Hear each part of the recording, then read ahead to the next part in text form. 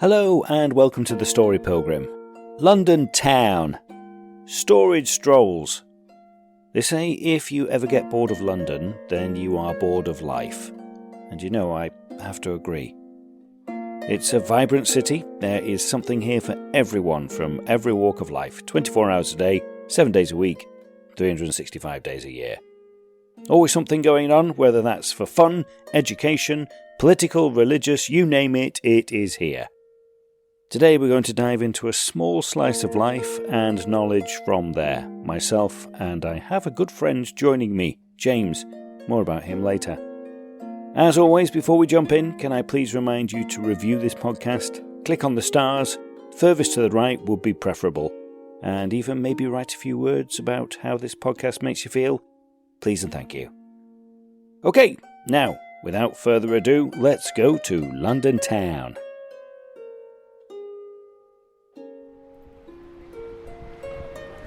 I crazily only just realised the other day that I have not done an episode about London, a place where people are constantly coming to, either to live, to work, to visit, to have a little pilgrimage to.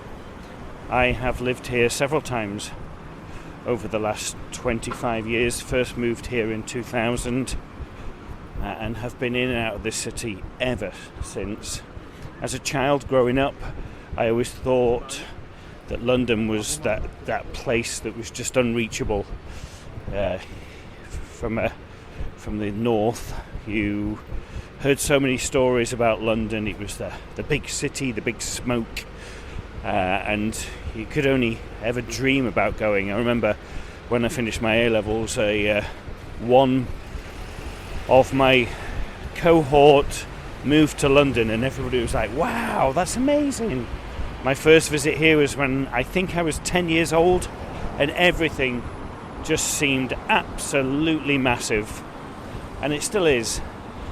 You could do a whole podcast and have lots of episodes wandering around London and everything that there is here. I'm just walking up now by the Royal Courts of Justice and just stood right next to by the ye old Cock Tavern.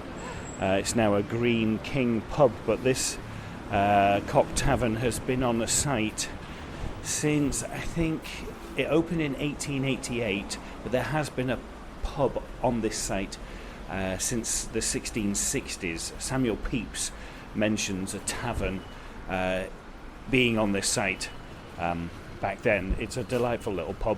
There's so many little places that you can find. I'm going to wander around and impart some of my knowledge of it, which is very, very small.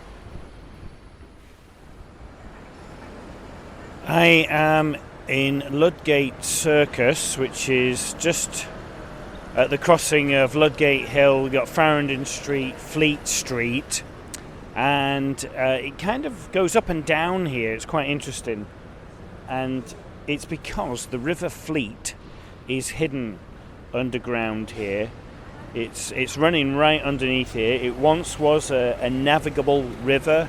They used the River Fleet to bring the stones up for St Paul's Cathedral, which is down there. That was built in 1675, finished around about 1709-ish.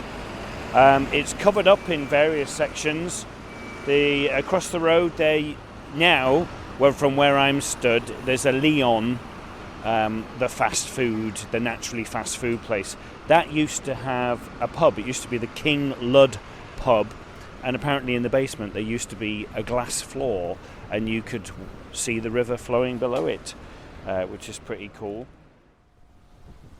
One of the most beautiful and historic churches in London is the Temple Church, which is just off Fleet Street. You can miss it very, very easily because you can't see it. You have to walk down a little alleyway.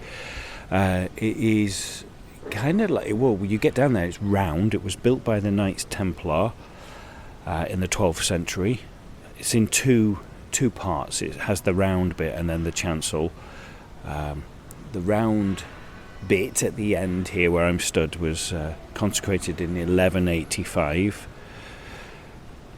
and it was designed to recall the holiest place in the Crusaders' world, the circular Church of the Holy Sepulchre in Jerusalem. It's absolutely stunning. You can have tours around it. I highly recommend it. It's tucked away, and if you're in the area, just come down and eat your lunch. There's a lovely little garden area that you can just sit, and you are out of the traffic, and there's hardly anybody down here. It's wonderful. A couple of spots in London that I pass by on a regular basis. But there is a lot more to London than that. For example, this. Right, so we are in my place. We're in my place, in the heart of Soho. Berwick Street. Yeah. And there's a picture over there of a man who's known as Soho George. His real name is George Skeggs. He's a bit of a living legend. We're looking at a framed painting of him on a brick wall at the back of this restaurant, and he's wearing his characteristic amazing suit. Now, supposedly, each look sets him back about $3,000. He goes to a tailor and has bespoke suits made to his exacting specifications, and he's got a specific, the same one. It looks a specific bit. tailor. I think he goes to a few now. Okay. He's always roaming around, so you'll have to encounter him and accost him. Okay. And he's got. It looks a bit like a zoot suit. Yeah. It reminds me of sort of gangster attire, but he says it's not a zoot suit. It's his own thing, basically. Okay. So these days he's something of a flaneur, I suppose is what you call him. Yeah. Looking fabulous and just sort of roaming around the streets, having a gay old time. What did he do? I think he was an artist. I think maybe he still describes himself as an artist. I run into him all the time. Really? He's either here. I've spoken to him when he's been sitting outside of my place a few times, or you'll stand a good chance of finding him if you head to Frith Street. He's sometimes outside Bar Italia. Okay. But he's legendary. You see, whenever there's a sort of what would you call it? A representation of modern Soho. Yeah. Yeah, he is one of the sort of colourful, quirky characters that often gets featured. You'll see his picture. There are a few people. He is the most well known, I would say. He's the most easily identifiable. Sure. Yeah. He's got that sort of consistent image. But he's great.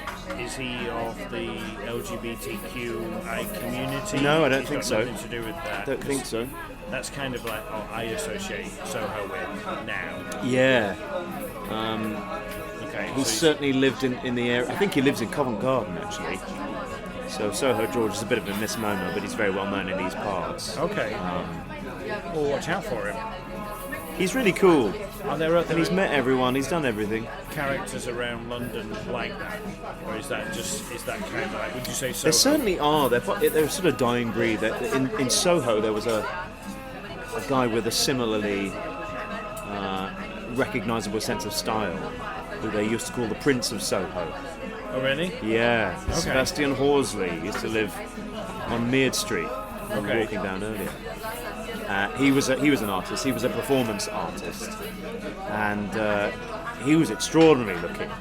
He would have specially tailored sort of tail coats, like jet black or sort of crimson, with a matching elongated top hat in satin. Really? Yeah. So he looked like a sort of daytime vampire or a modern day dandy. Is he no longer with us? No, he died from a heroin overdose. Oh, wow. At the age of 47, I think. Oh, cranky. Which is already far too old in Sebastian's opinion. Jesus died at the age of 33, and he was obsessed with the life of Christ. Really? Yeah. In a worshipful way, or just? I don't think so. I think in a sort of artistic sense, and I don't know. Okay. My feeling is that it was about sort of that kind of devotional. It was that kind of following and the symbolism and the imagery of Christianity. Okay, I think so is not probably so what much- fascinates, and also the macabre, also the the detractors of Christian would Yeah. describe it as Christianity as a death cult, if you were being really sort of pejorative. Right. You know, Okay. centered Well, around that's Christ and the resurrection and all of that. I never thought of it like that. Yeah. Okay. Yeah. So it's a dying. Would you say it's a dying, not breed, but thing to have these characters? That kind of look. I think it is. I Do you think it that's is. I just think a this general society thing that we don't like that, or we all gone online with that. I don't know. I think there's a sort of just a pervasive homogeneity that's kind of extended Yeah. across London. I think individualism is sort of dying out a little bit. Would be my sense. What do you think? Well, that's what I like about Brighton. It's Brighton. Right. Brighton Yeah. kind of still There's more of it down there, isn't there? has that, but it's not so much. It's not so much of a showy thing, and there's a couple of characters that you know around Brighton, but that's for other things. That's more for personal. Well, I guess that's personality, isn't it? What you're wearing and stuff. But I think in general in Brighton, you just see people are allowed to be a little bit more of what they want to be. I don't know what that means. Allowed? Do you think? Sort of I think so. Brighton sort of implicitly gives people permission to I think express so. themselves. I think it does, because that's, for me, it heavily stems from the Royal Pavilion, from what George enjoyed and then flourished more. That's an interesting thought. I suppose I haven't connected those two. I think I see Elements. that really a lot, because then it becomes what that stands for and what it is. It's the only publicly owned palace in the country, so it's owned by Brighton Right. Home. So they basically have disseminated that into the town. I think that's what I feel. It's just my opinion. Oh, so it's a deliberate, sort of more modern I think effort to do that. I think it's just happened. I don't know if it's a deliberate thing, but I think it's just happened. I think Brighton has always attracted people that feel like they can be a bit more liberal, they can be a bit more open in what they want and desire. Yeah. And I think that's why George loved it, because he didn't like the pomp and circumstance of the London courts and could go down to Brighton and be himself. Yeah. And I think that kind of has continued on.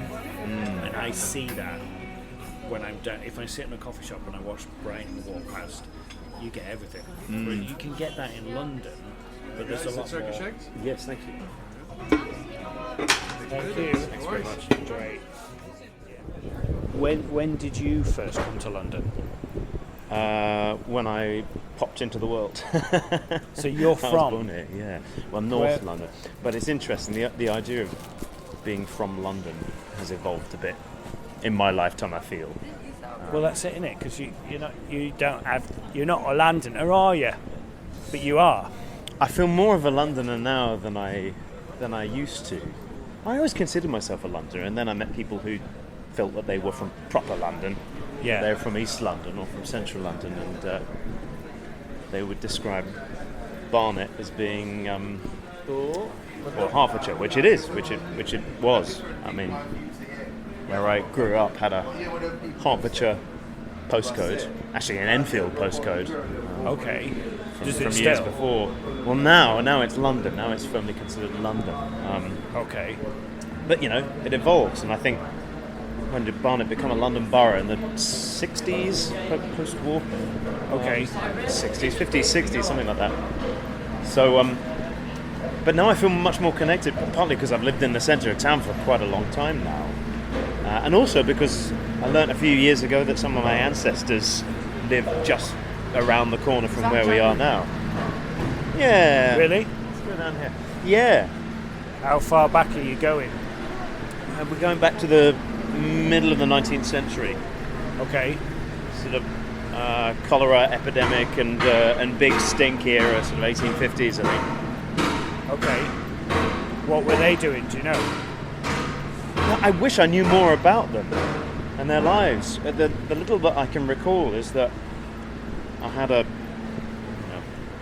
great insert requisite number of greats grandfather who lived, worked, and died in the same building. Really? Yeah. Never moved? Seemingly not. Okay. And that was just around the corner, sort of going into St Giles, the area that we now sort of call St Giles High Street, Broad Street, as it used to be known. Yeah, let's go down here. Yeah. We actually go past a picture of Soho George down here, actually. Another one? Another one. Maybe this should be the Soho George podcast episode. It probably should. I mean, Yeah. maybe it's an adventure on trying to find Soho George. The elusive. Yeah. Yeah. Could probably pop up as we go around the corner, actually. So along here we've got a great big piece of art, which is a collection of images of people, of buildings, we've got an omnibus there, lights and signs. Is that Mick Jagger? Yeah, you've got the Rolling Stones sort of roaming along Old Compton Street. Yeah. Yeah, we're looking at street scenes from the 30s, 40s, 50s, 60s. When was this put up? That's an excellent question. Because it feels Don't know the like answer. this feels like it's part of a construction site, and It does, it's doesn't it? But here. it's been here for a while. I think it's pretty solid. I think it's more of an installation. We'll have a look round the corner. But here's Soho George. 2018. Oh, there you go. Laura Site-specific photo Laura collage. Kimmel.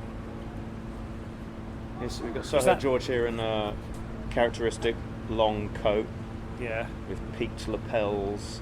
It's got, what would you call that? Prince of Wales check.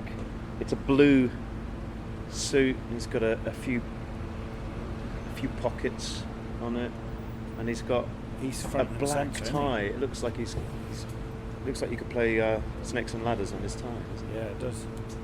Rounded collar, sunglasses. He looks legendary, doesn't he? It does. Yeah. People talk about the seven noses of Soho, but in What? actuality, there's about 34. Okay. 36, 34? Are they still up? They are. They were the work of, I think his name was Rick Buckley. Okay. It's a name like that. We'll look it up in a minute. And it was an installation piece.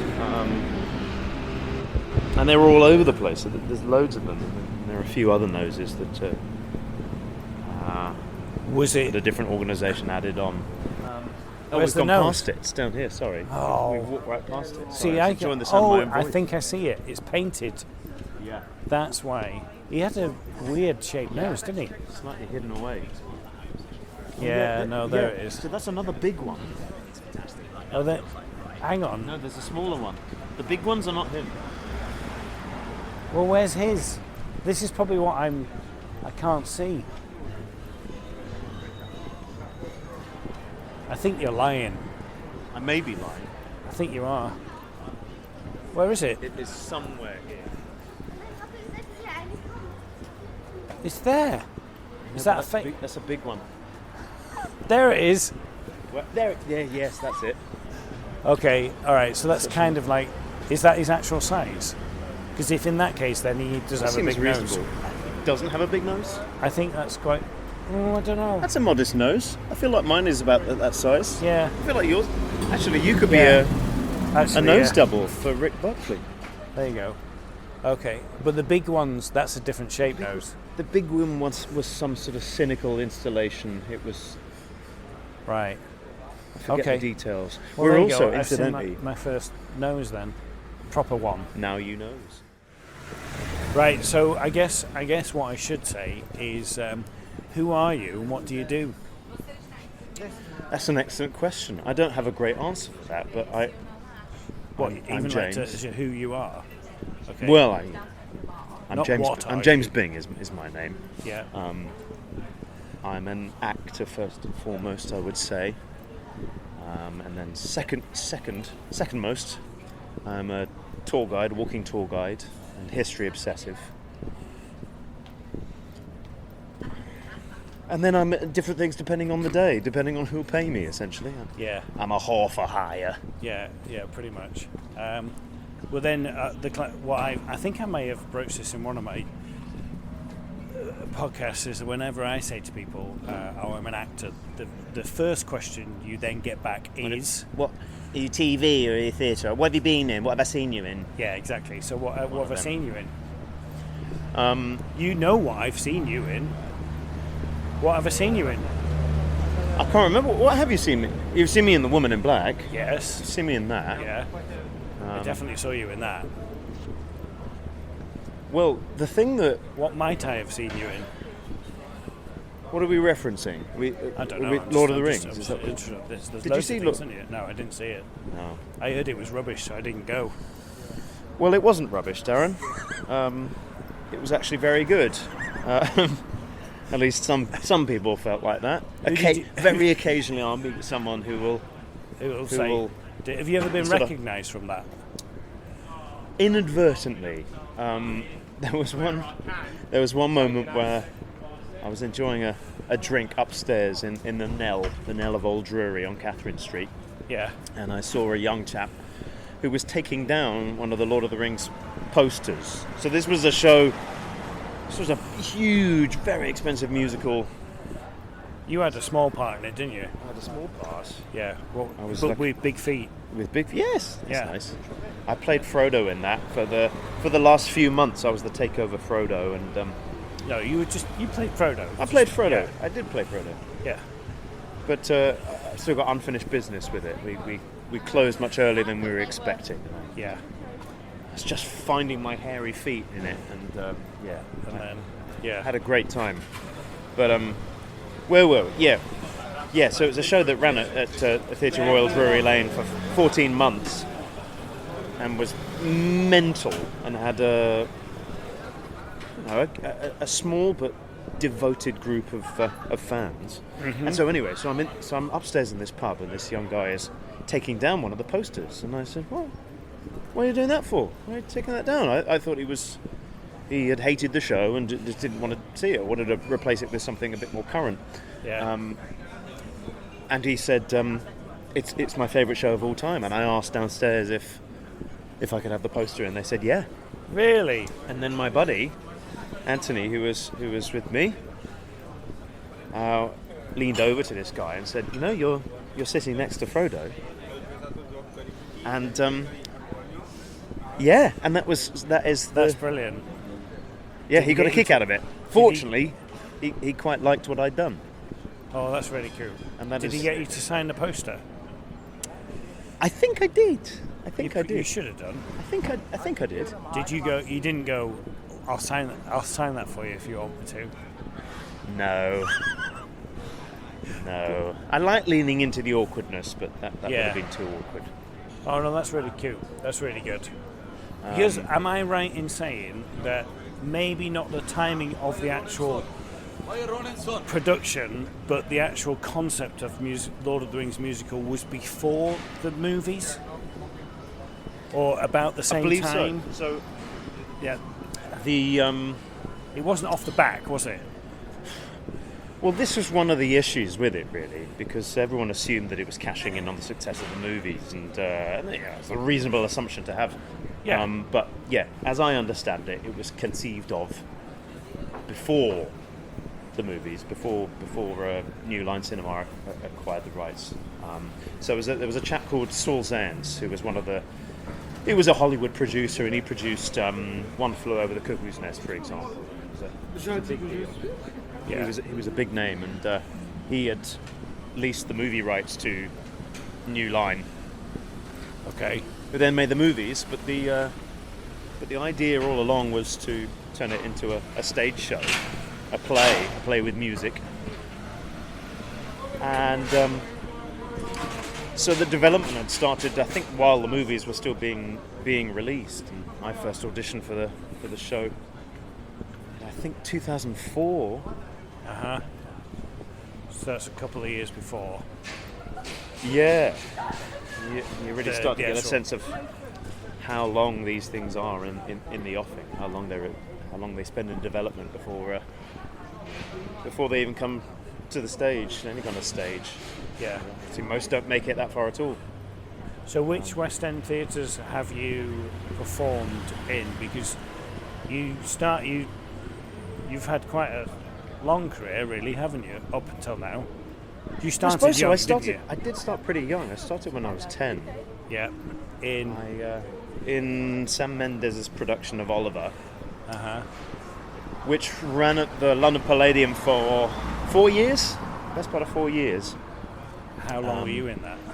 I was in it on and off for a couple of years. Back in the mid 90s. I mean, the child licensing laws changed. I think 1998, and the licensing laws dictated how many days a year kids under the age of 16 could work, could perform. So, and we would share the role. So I played Oliver in that show, and there was an alternate cast. So we sort of switched out week by week. Okay. We're heading to the busy part of town now, aren't we? To the Cambridge Circus. Who was your Fagans? Well, when I started, it was Jim Dale, star of the Carry On films. And Yeah. now these days, he's best known for being the voice of the Harry Potter books. Yeah. I thought that was Stephen Fry. It is over here, but in the States, it's Jim Dale. Okay. Yeah. Okay. Yeah. He's now won a slew of Tony Awards and things. He was delightful. I mean, he brought a certain kind of clowning to the role of Fagin, and he's an amazing mover. I think he trained as a dancer. He was extraordinary and really lovely, really friendly. So I got to do a bit of rehearse with him, and then we were only together. Did it together for a week or two, I think. Okay. But he made an indelible mark. And then Russ Abbott took over from him. Yeah. And Russ Abbott was brilliant. And I was aware of Russ Abbott from, the Russ Abbott show. Telly, yeah. And he was a lovely, witty, avuncular sort of figure. Played Fagin very differently. Looked very different as Fagin. Jim Dale had a sort of mad, kind of short, spiky wig. And a pointy little beard, and Russ had sort of long, languid hair and a long, very different, and he was quite greasy tall, beard. Was Jim Dale everyone tall? was tall for me. I mean, I've grown a lot since then. I'm a towering 5'5", but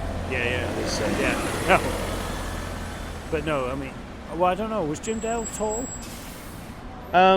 Is he tall? Is it? I don't. Anyway, I don't know. Okay. I don't know. He's taller than me. I can tell you that, which isn't saying much. But so Russ, and then did you have any others? Yeah, and then after Russ was Barry Humphries. Oh, really? Yeah. Oh, wow. Okay. Who brought in Dame Edna Everage? Yeah. So his great comedy creation. She made a fleeting appearance. Not Sir Les Battersby. Is it No. Battersby? Is it Sir Les Battersby? Les Patterson? Les Patterson. Was it? Yeah. He didn't bring him Was into it? it. Let's check that. Yeah. That would have been even funnier, I think. Did he drop it in the same place? Like, was it scripted? Was it? Each actor brought their own flair and brought their own patter and shtick to the role. And actually, Barry Humphries had a very long association with Oliver. I think he'd done it decades before, and he played Mr. Sowerbury, the Undertaker, I think. Okay. Here or he might have done it. Maybe both. I think there was a prominent production at the Albury with Ron Moody playing Fagin. So he may have done it there. I'm not sure. But Barry Humphries, my recollections of Barry Humphries were that he didn't really like kids that much, and I could not, at the age of 11 or 12, I could not understand. How an adult could not like the company of children. I absolutely get it now. Sure. I mean, there are lovely kids, and then there's most kids. You know what I mean? I still have not encountered Soho George. I do hope to one day soon. Soho Noses, yes. can tick that off the list. Flaneur. We don't hear that word very much these days, do we? I guess we've moved that onto online. James is a fountain of knowledge. Let's tap a little bit more into that. So we just wandered past, a couple of iconic things in London. Yeah. The Ivy, the original. Is that the original Ivy? I believe say it is. I think it is, isn't it? I believe it is. And across the road we got St Martin's Theatre, which houses the Mousetrap, which is 72nd year. And I am going to go and see that in a couple of weeks. I've never seen it. Are you? I've never seen it either. Isn't that shameful? So why do we do that? Or why? But have you been to the Ivy? I have. I had a meal there donkeys years ago, and it was fine. Was it? What was it? We had a was little- it an occasion? Yeah, I think it was a sort of cast party or something, a cast meal, and we were upstairs, and it didn't What quite have the cast? atmosphere. It was for a play I did called Carrie's War. Who did you do Carrie's War with? I did it with my my best bud, Anthony Eden, Yeah. and it starred the indomitable Bridget Forsyth. Where was that at? It was a tour. Oh. It had been in town, so it was a West End production, but we did a UK tour of it. Isn't that on the syllabus? Isn't it a book? Yes, it is by Nina Borden. Isn't it on the syllabus? Did I study that at school? You may well have done. I think I might have done. I think it was. Yeah. Okay, so is that the only time you've been in the Ivy? Yeah. Should we go now? Had membership of the Ivy Club, but never went while I was a Really? member. Yeah. You never went? Well, sometimes you do a show and it sort of It's it part gets of lumped in. They're like, yeah, come on over. I never went.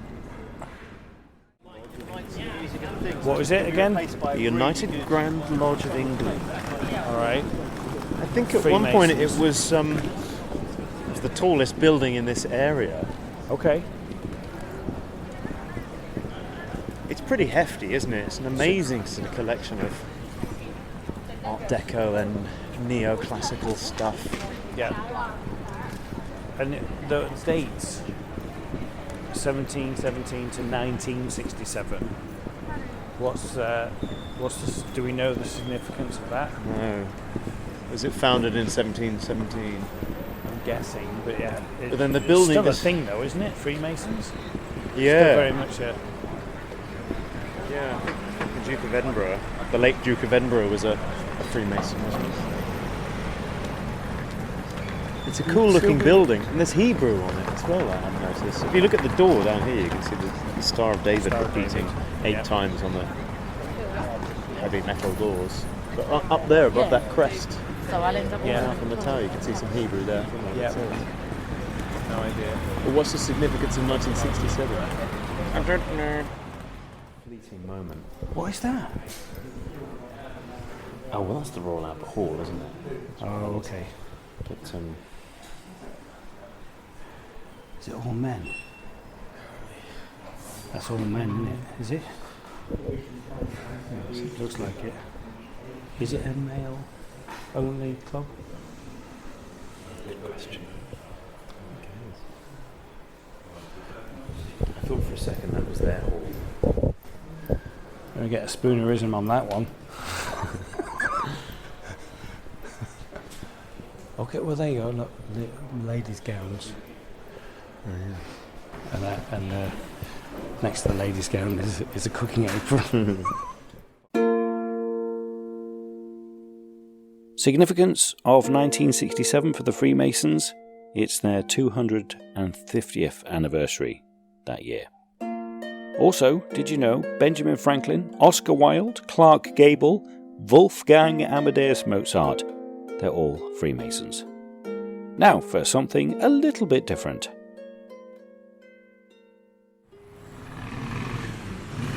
So we've walked down to the banks of the Thames and we are at a memorial for W.T. Steed, who was a journalist that died on the Titanic.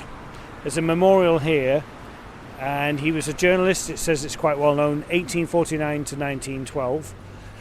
And James just pointed out that he was also a spiritualist. And I commented that, well, he couldn't have been a very good spiritualist if he didn't foresee his death. And James then tells me that he was a very good spiritualist because... Several decades before he died trying to help people on the Titanic, he seemingly had predicted the disaster. The actual disaster. And in what way? In two ways. So he wrote a short story about a mail steamer that sinks in the mid-Atlantic, and then several years later he writes a story about a novella about a ship called the Titan, Which is that also encounters disaster. Now, when you say male steamer, we're not talking about male and female steamers, are we? We're No, not a talking drunk about, dude. Yeah, a male steamer, Royal Mail. Yeah. And you just imparted the knowledge that the Titanic was, It was a mail ship, the RMS Titanic, the Royal Mail ship. which I never realised. So he wrote two novellas, or one It was a about short this story and a short novella. story and a novella about the Titan. It's eerie, isn't it? It's very eerie. And he constantly said that his death would be either by... By lynching or drowning.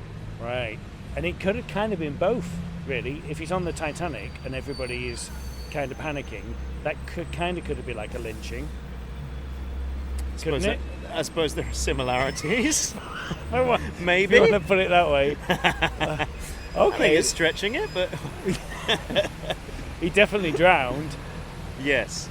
Wow, that's really quite Yeah. amazing. Yeah, isn't it? Well, his memorial sits sort of adjacent to the home of William Waldorf Astor, Right. whose relative John Jacob Astor was arguably the wealthiest man on the Titanic, Well, then the memorial should be for him. because he's wealthy. Yeah. Yeah, I mean, it seems to be the case that the first-class passengers were far more likely to receive a prominent memorial for obvious reasons. than Okay. No, that's fascinating. The second or third class. Thanks for ones. imparting that. That's Yeah. really interesting. Do you remain a QC or are you a KC? You were QC because you were the Queen's Counsel. Right? That's what you did. Well, no, I would say you were.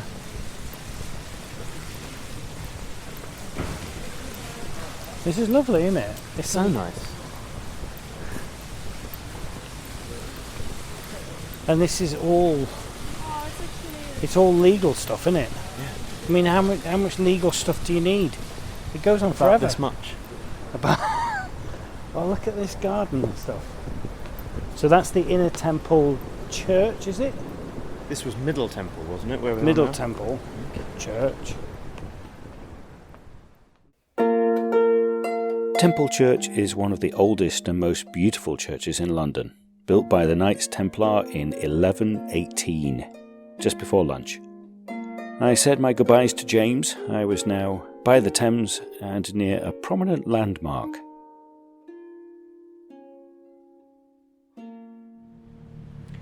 Down on the embankment here you have what is known as Cleopatra's Needle. It's actually got nothing to do with Cleopatra. It is an obelisk. There was two of them that were guarding or the entrance to the Temple of Ra in Egypt, and it was gifted to the city of London. One of the few Egyptian artifacts that we have that we didn't steal. It was given to us. It was attempted to be given to us in 1805, and we said, nah, we don't want it. And then they gifted it. They offered it again in 1873, and we said, yeah, okay, all right, yeah, we'll take that. So it took them a few years. They had to build. It's massive. It's really tall. They had to build a ship for it, an obelisk ship, which was crewed by 6 people. It was towed by a steamer. The steamer was called Olga. They started that journey towards the end of 1877, and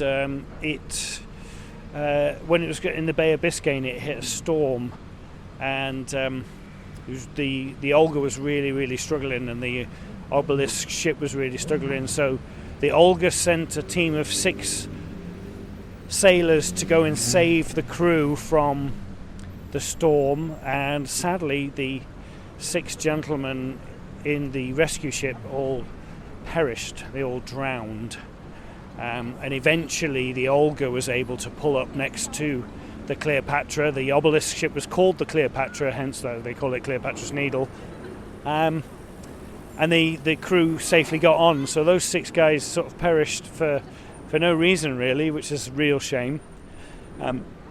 But that Cleopatra's Needle there is supposed to be haunted by those 6 sailors who perished, which is a real shame. So it's really interesting. It's about 3,500 years old. It was built in 1500 BC, and it's the oldest publicly available artifact in London. And there it is. Walking underneath Waterloo Bridge, built in 1941 by mainly a female workforce. We're in the middle of World War II, so out of necessity it pretty much ended up being a female workforce, and therefore it is nicknamed and known as the Ladies' Bridge. Waterloo Bridge. And so we find ourselves at the end of our journey through London town. Strange, isn't it? For all its history and grand facades, London isn't just a city. It's an idea.